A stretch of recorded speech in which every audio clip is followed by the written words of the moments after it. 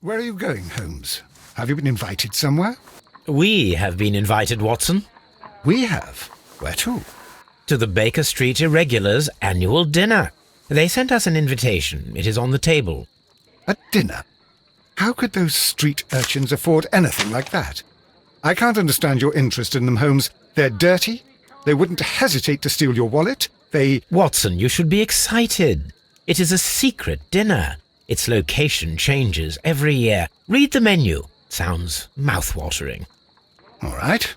We, the secret police of Baker Street, invite you, Sherlock Holmes, and Dr. Watson to our annual dinner. Menu, entree, frozen rat head salad. Is this a joke? Not at all. Pray continue. Main course, sow's udder in Danny Nutcracker's way. Sounds disgusting, Holmes. Hedgehog goulash. Street turnips in homemade juice. And it goes on. I can hear them on the stairs now. Oh, we can't go there. We can't eat that. Watson, you'll hurt the feelings of those poor children. We have to go. Oh, Mr. Holmes. It is fine, Mrs. Hudson. Mr. Holmes! Wiggins, Dr. Watson is getting ready. He will be delighted to join us. You don't look well, my young man. Is there something wrong? Don't tell me the dinner is cancelled. Mr. Holmes, it's my brother Leighton. He's in a prison cell. They say he's killed 2 men. You have to help us, Mr. Holmes, 'cause I know he didn't do it. Where is he now? From what I've heard, they took him to the yard, and they gave him a good beating already. You know what they're like. They'll hang him. They won't look any further. Holmes, we have to help him. Well, and forget about the dinner? Wiggins, I'll take the case. You're fantastic, Mr. Holmes. I'll be waiting for you at the crime scene. You'll be there, right? It's on Half Moon Street in Whitechapel. Very well.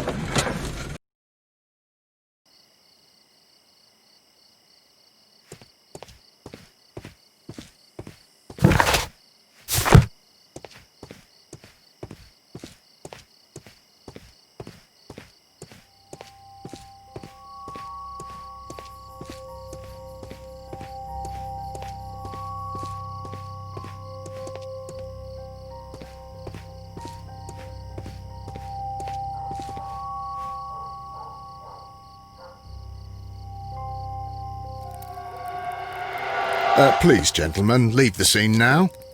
Oh, Mr. Holmes, is that you? Good evening, Constable... Constable Marrow.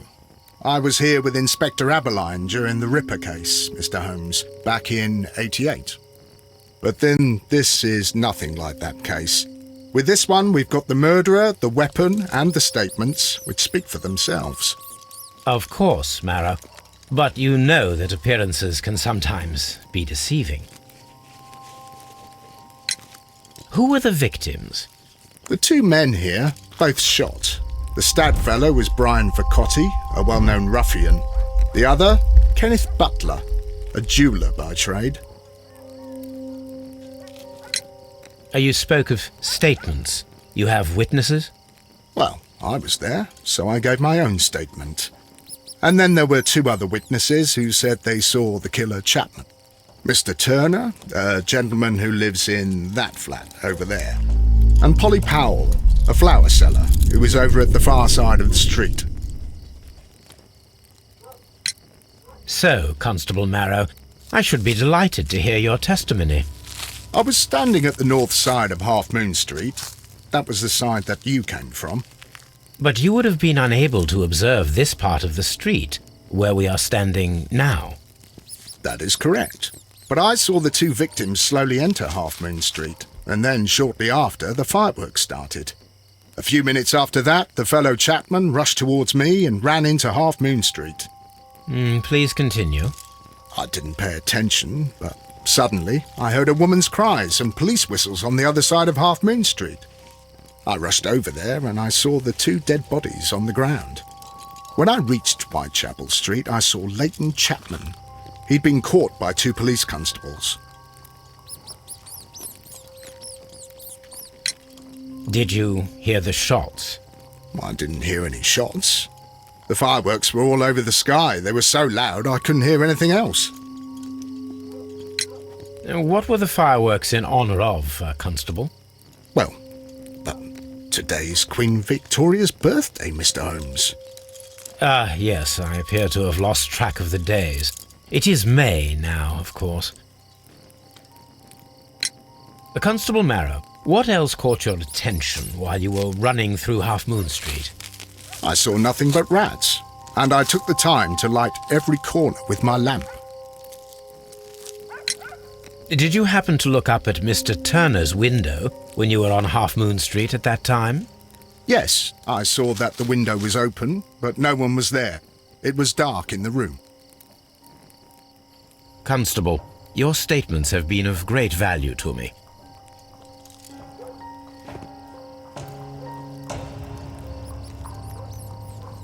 He tried to stop the bleeding with his hand.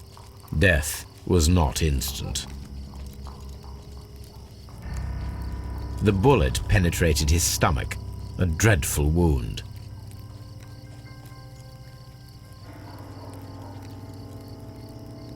A tattoo from Westgate Prison.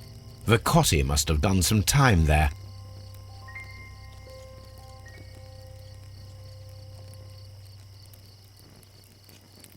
Brian Vercotti suffered greatly. What a terrible way to die.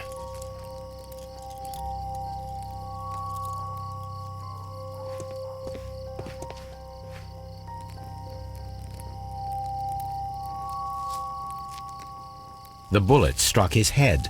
This man didn't stand a chance.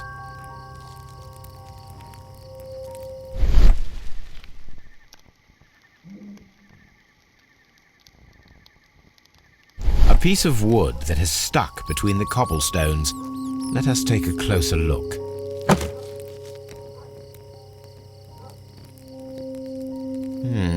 This shard of wood is quite new.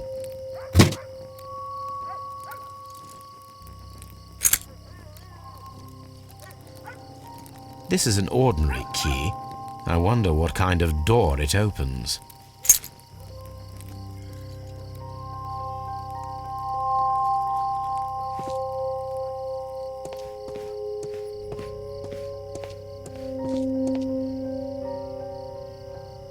Good evening, Mr. Turner. I heard Constable Marrow reply to you as Mr. Holmes.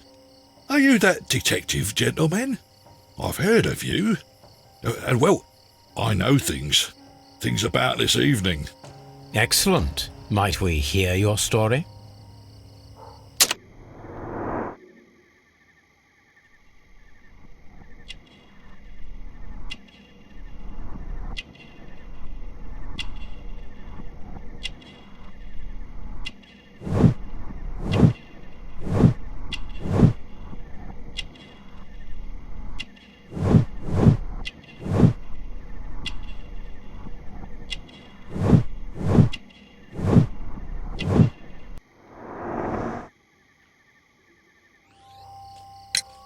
Could you tell us everything that you may have seen or heard?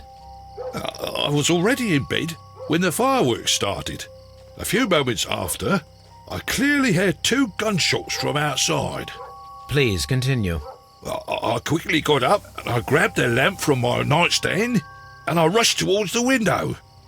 I looked down and I saw 2 bodies. And there was a man with a gun who was standing nearby. Where exactly? Well, near this body. Did he notice you? I don't think so. He rushed towards Whitechapel Street without looking around.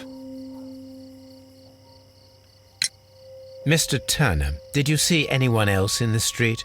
No, I saw no one but that man, the murderer, the fellow they caught. Were the 2 shots you heard consecutive? Yes, there was a very short pause between them, and they sounded different somehow. It seemed to me that the second shot was louder than the first. That is an interesting comment. Mr. Turner, what were your actions after you stepped up to the window? I was afraid that the man with the gun might return, so I stayed close to the window till I saw the policeman coming in the Half Moon from Whitechapel. Then I walked out to tell them everything I saw. You have helped us a great deal, Mr. Turner. Mr. Holmes, did you see my brother at Scotland Yard? Is he all right?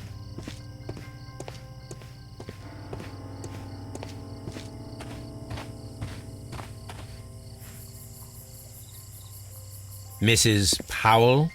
What do you want? My name is Sherlock Holmes.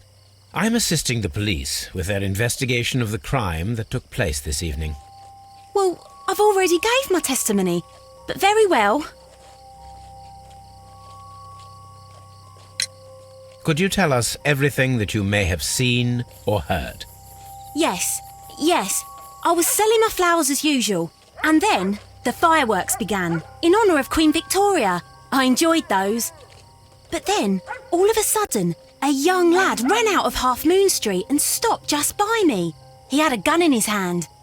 He was like a ghost, and all covered in blood. It was dark, but I could see him, because of the flashes from the fireworks. And then? I screamed as loud as I could. I knew that a policeman should be on duty in the vicinity. He had no time to escape. 2 constables got him. Then another constable came out from the very same street, and I heard him talking of a horrible murder. Mrs. Powell, did you hear the gunshots? I'm not sure. You know, what with the fireworks? Did you see anyone else leaving Half Moon Street, prior to or at the time of the crime? No, sir, I did not. Even with all the fireworks, I was very attentive, as I'm always on the lookout for customers. My thanks to you, Mrs. Powell.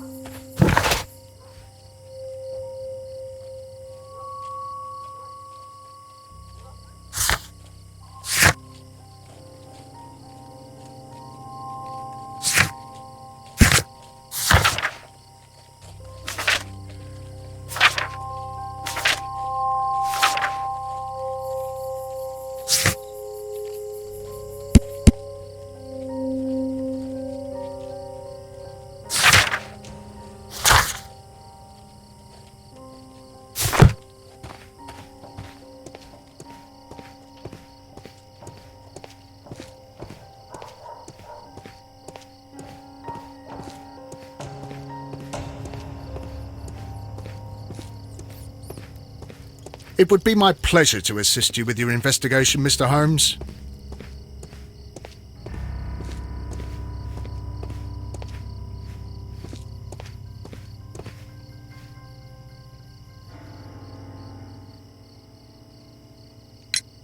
Mr. Turner, you have stated that you remained close by your window after the crime, is that correct?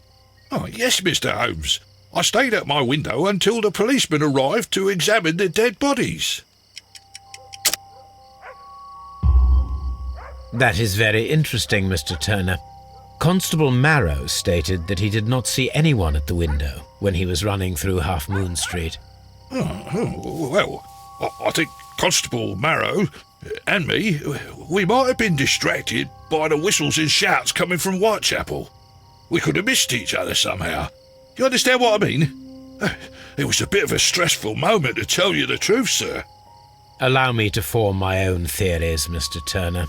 Would you mind showing me the view that you had from your window? Not at all, Mr. Holmes. Please, follow me. Mr. Turner appears to live very modestly.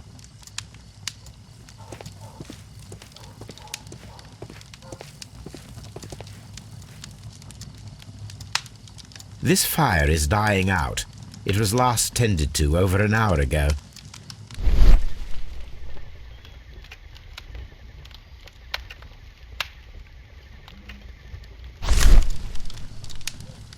The papers are almost entirely burned. I am unable to see what's written here. These words are illegible. The papers were thrown into the fire just a short while ago.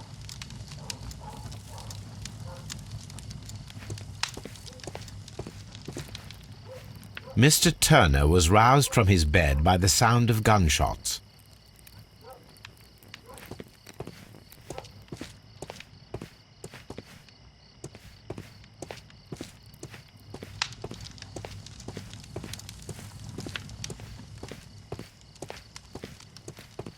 Anything else you would like? This kitchen knife is quite sharp.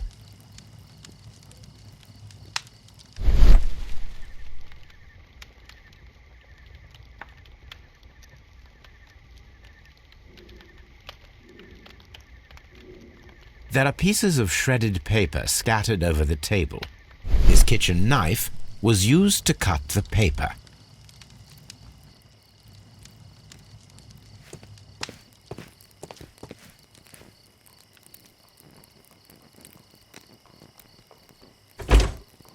So, that's the view Mr. Turner had when he opened the window. The dead body of Kenneth Butler. Brian Vercotti's contorted corpse. Mr. Turner had a perfect view of the crime scene. He saw the bodies clearly, and Leighton Chapman standing over them.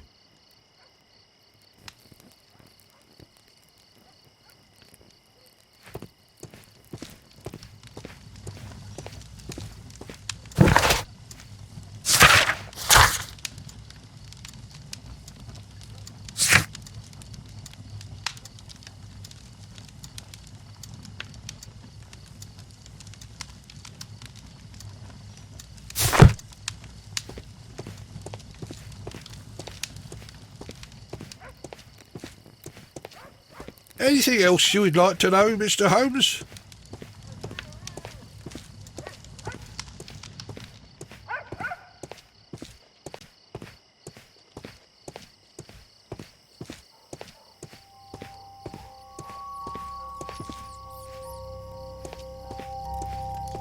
It would be my pleasure to assist you with your investigation, Mr. Holmes.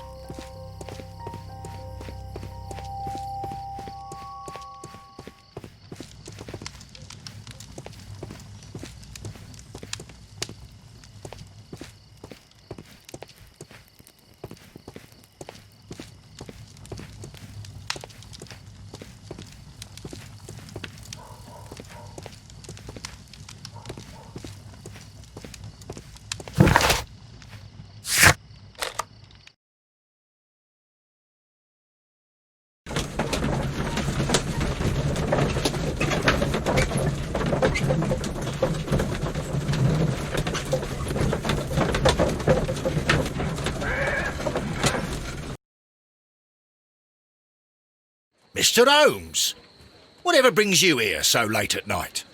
I'm interested in the case of young Leighton Chapman. He was arrested earlier this evening and accused of a double murder. I beg your pardon? That case is quite clear to the police. Or are there any new facts that we don't know about? Who knows, Inspector? Look, you are free to investigate, of course, Mr. Holmes. Chapman was arrested with a revolver in his possession, which you can find in the evidence room. The suspect himself is in custody. Did you find anything else on his person?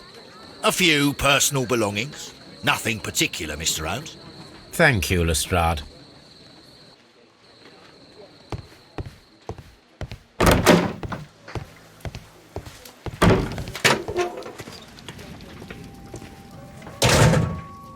So this is the gun that Leighton was holding when he was caught by the police. It is a Webley revolver, a reliable weapon. It seems as though the shells were not removed from the cylinder.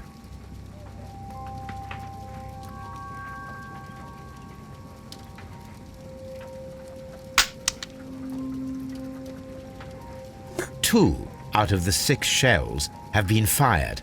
There were 2 shots.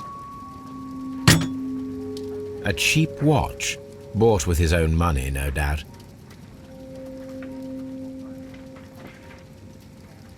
These cigarettes are filled with cheap tobacco, nothing interesting.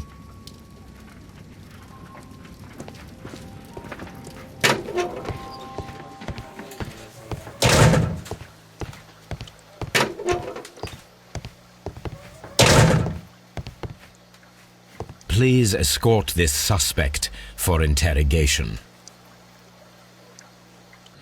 Good evening, Mr. Chapman. Who are you? I've got nothing to say. It's all a mistake. Calm down, Leighton. I have come here to help you.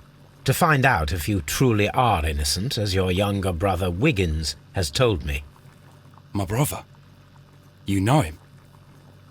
Then that means you're... Sherlock Holmes. Oh, blimey. All right, Mr. Holmes. I'll tell you everything.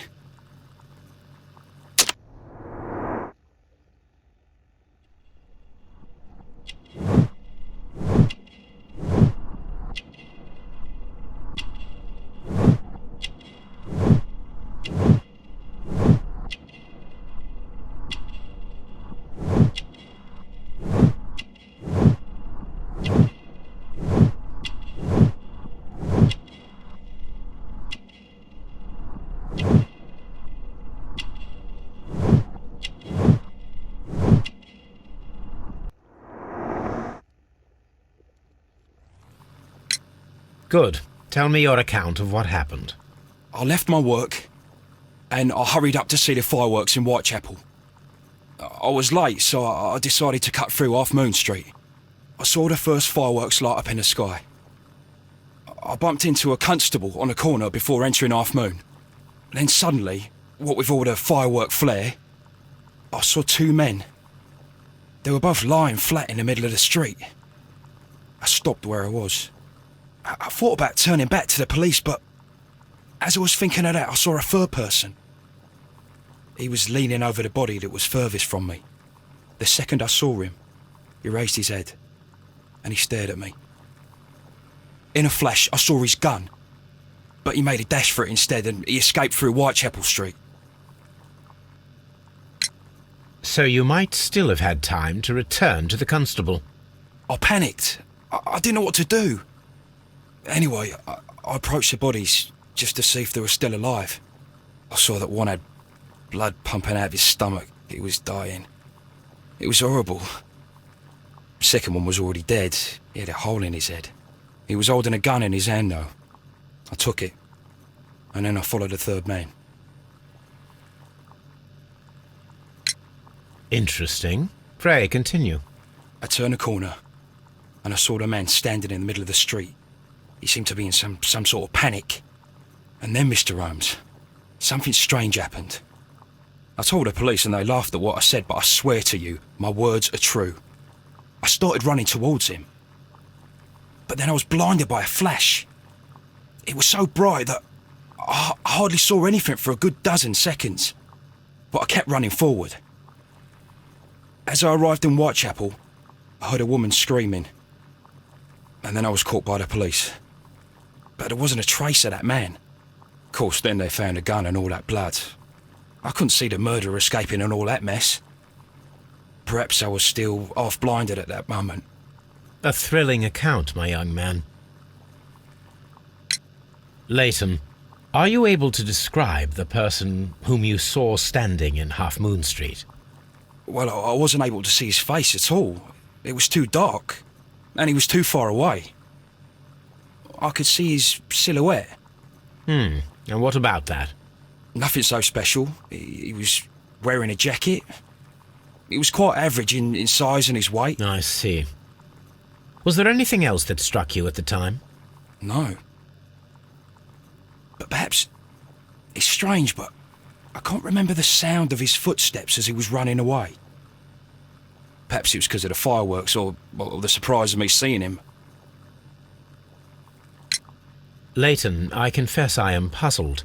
Why should a young lad like you take a gun from the hands of a dead man and set off in pursuit of a probable killer? I know. I keep wondering that, but at the time it was like a reflex. A criminal ought to be arrested, and he was armed. You were willing to risk your life. That was a little foolish, unless you wanted revenge. No, Mr. Holmes. I was just being brave and stupid.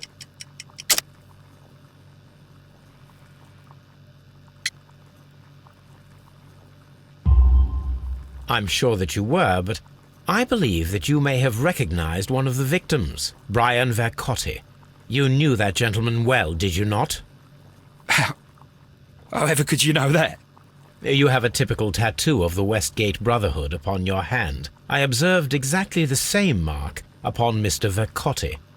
You came to know him from your sharing a past prison sentence. Am I correct, Mr. Chapman? God. You're right, Mr. Holmes. Would you tell me a little about Brian Vercotti? We were convicted for a robbery. Once in prison, both of us joined one of these fraternities. During that year, we tried to help each other out, you know? You were quite young then, I believe. Yes, Mr. Holmes, we were. We'd only stolen a pound of meat. After we were released, and when I saw what my little brother had become, I decided to work towards living an honest life. And Vercotti? He had a hard time. His sister had died in a Whitechapel dispensary while he was in prison. He had no family anymore. Our paths split. He fell back into crime. So you lost him? Yes. And for around 2 years, I heard no news of him at all.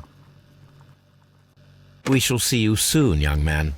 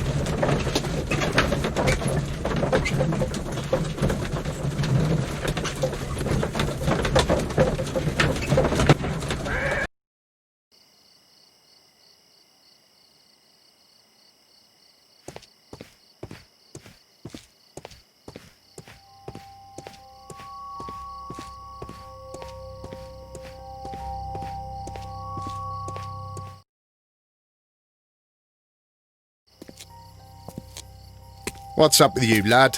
What are you waiting for? I'm waiting for my brother to be released. Your brother? The one that you caught, beat up and imprisoned. Ah, the murderer. He ain't killed no one, copper. Watch your mouth, lad, else you'll be joining that worthless brother of yours.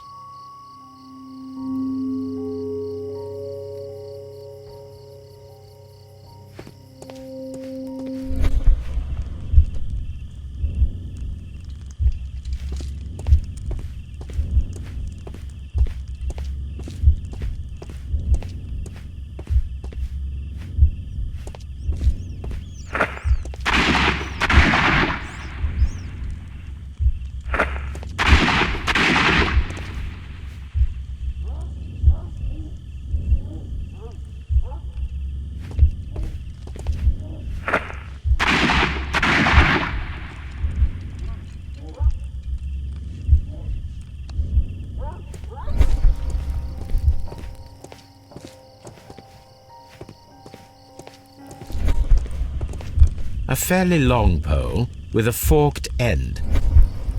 A fairly long pole with a forked end.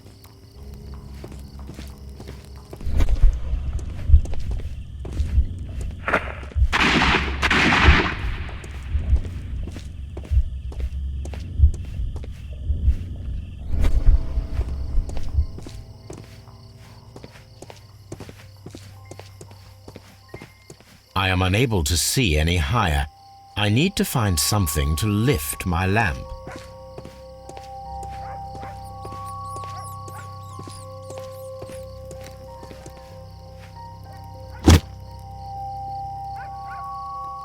This should be useful.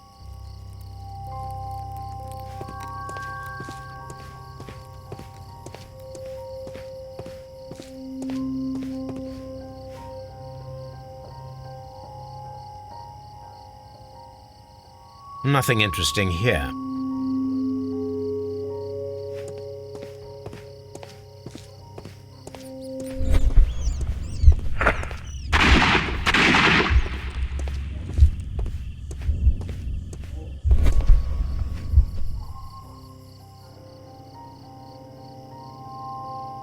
This is most definitely a bullet hole. The brick cracks are fresh.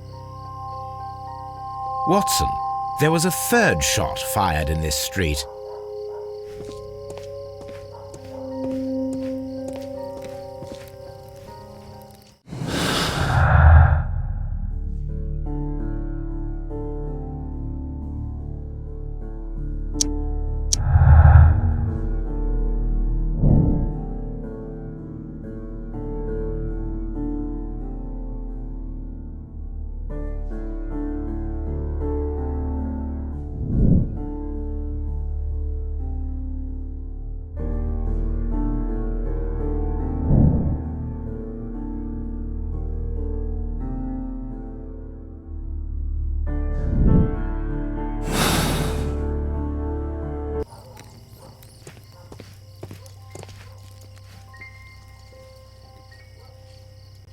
Constable Marrow, I would value your assistance in this investigation.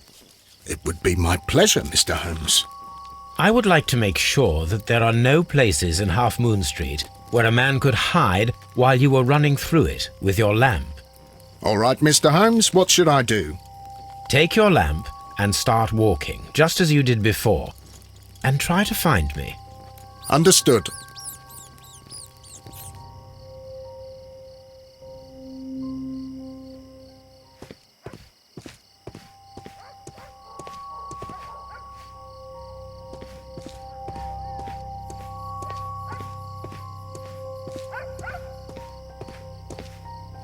I can see you very well, Mr. Holmes. All right, Constable. Let's try again. I'll find another place to hide.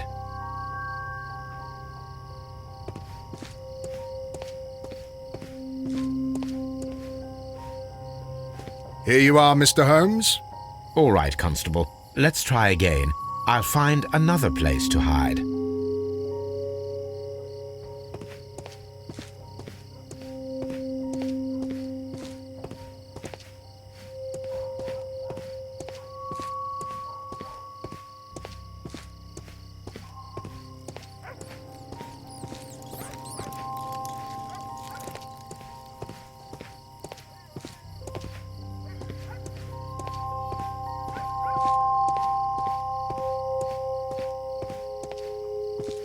Mr. Holmes, it wasn't difficult to find you at all. It is obvious now. No one could escape Constable Marrow's lamp while hiding in the street.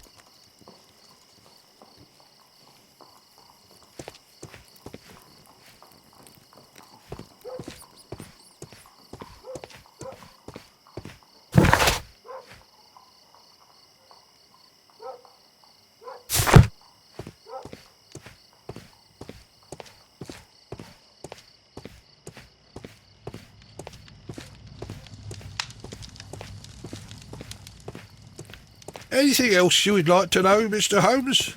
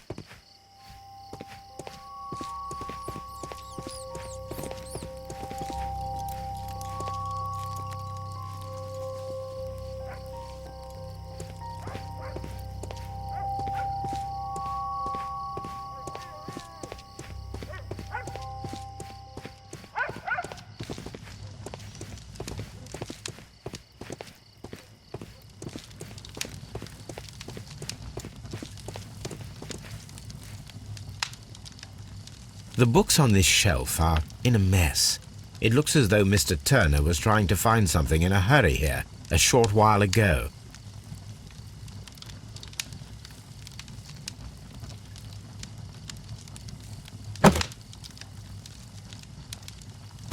A perfect match.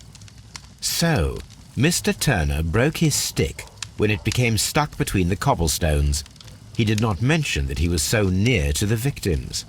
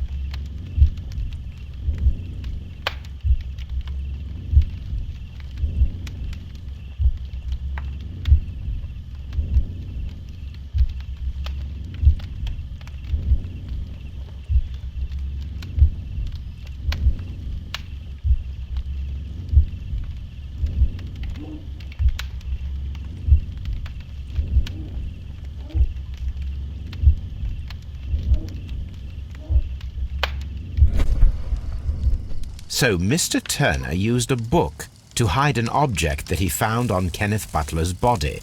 The question is, what did he find?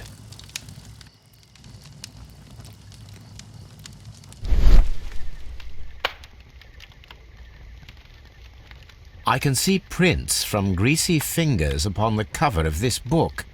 Let us take a closer look. Well now, what a find! A precious jewel concealed inside a book. A bracelet with a unique ram's head design, a distinctive feature of ancient Grecian artifacts, probably of the Hellenistic era.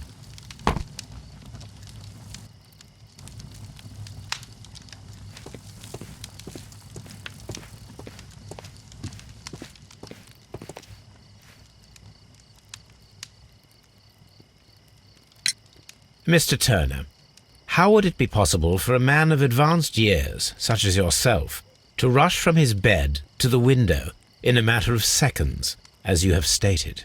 Well, I'm able to move very quickly, despite my age. And when the situation requires it, Mr. Holmes. I highly doubt that, Mr. Turner. I observe that you suffer a severe limp due to your injured right leg. It would have taken at least 10 seconds for you to approach the window. That means you could have easily missed something or someone in Half Moon Street during that time. You're right, Mr. Holmes. I could have missed something.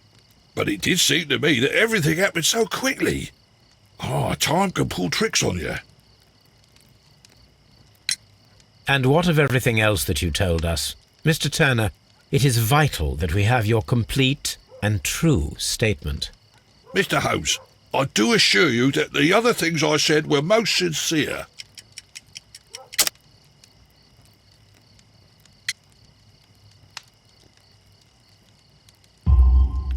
Mr. Turner, you were not sincere with me. Not then and not now. But Mr. Holmes... This, Mr. Turner, does not look like anything that a poor man might possess. It is worth more than the home that you live in. I can explain. No, merely correct me if I am wrong. You saw Leighton Chapman through the window, but you also noticed a glittering object on the ground, this precious jewel. You walked down and took the bracelet from the body of Kenneth Butler, and when you heard the whistles, you hurried away. That broke your walking stick. It caught fast between the cobbles. Constable Marrow was unable to see you in the window as you were climbing up the stairs on your way back to your flat. Upon returning home, you hid the precious jewel inside a book. Mr. Holmes, please don't send me to prison. I didn't do anything bad. I'm just a poor man. When I chanced upon the bracelet, I saw it as an opportunity to make a little money. I was desperate. I only took the bracelet, that's all, I swear. You made a mistake by lying to me. But you are not a criminal. I believe that. Although I must return this bracelet to its rightful owner.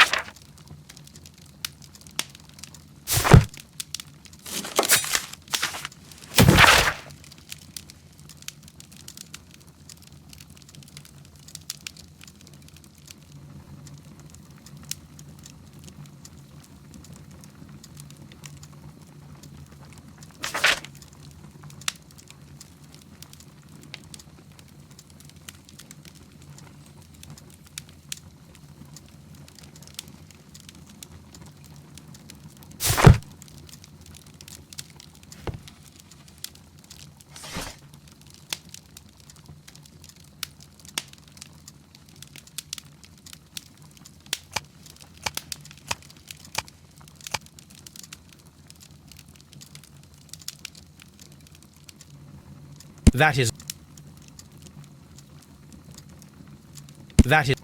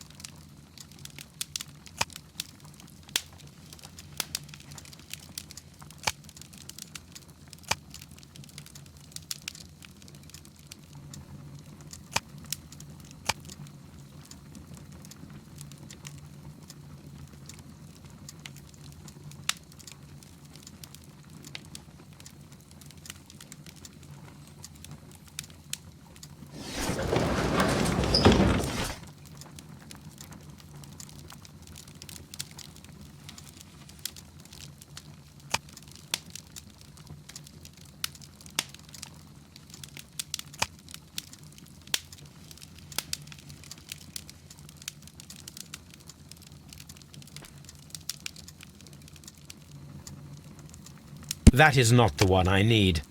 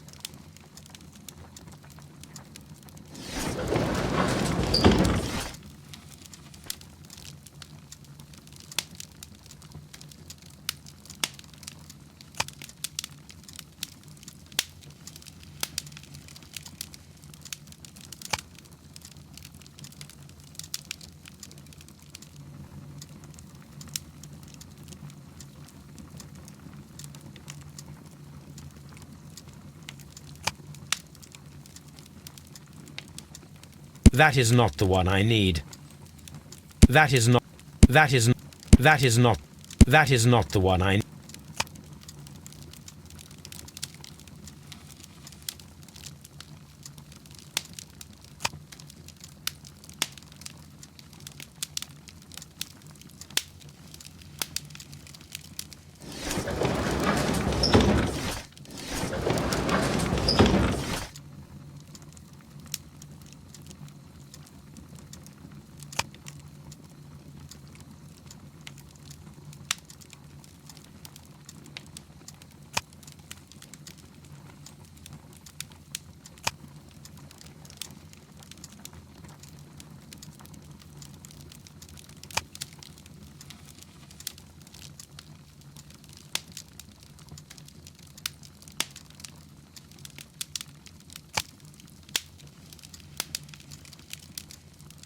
need.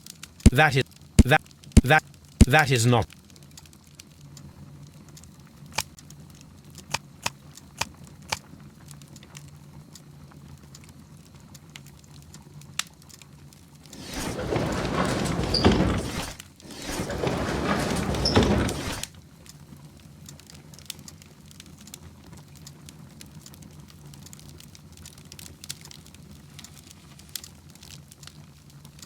That is.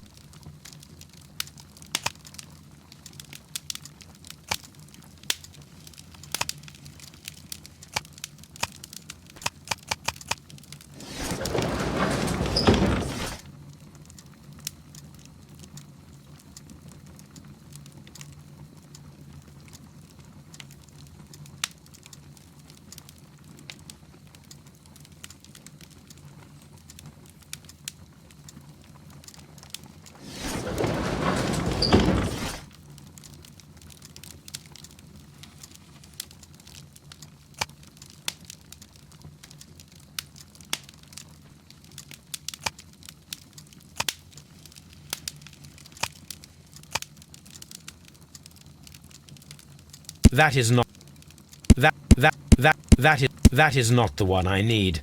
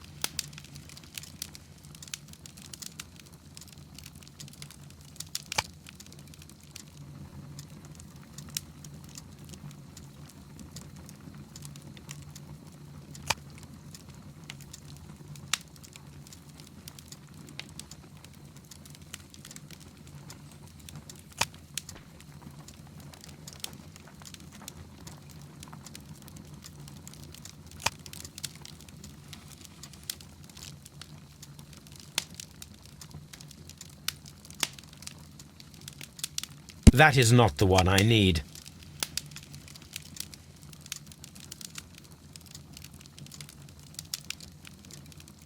That is not...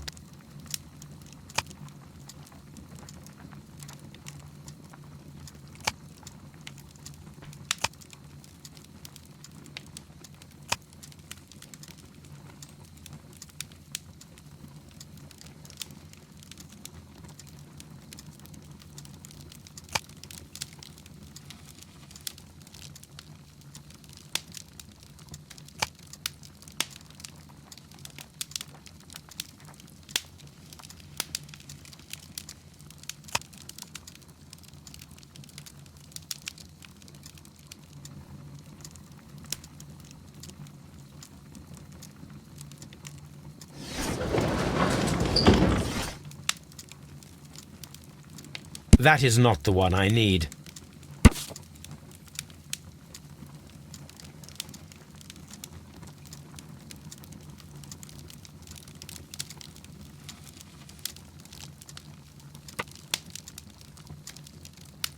Here it is. I need to continue my research in my archives.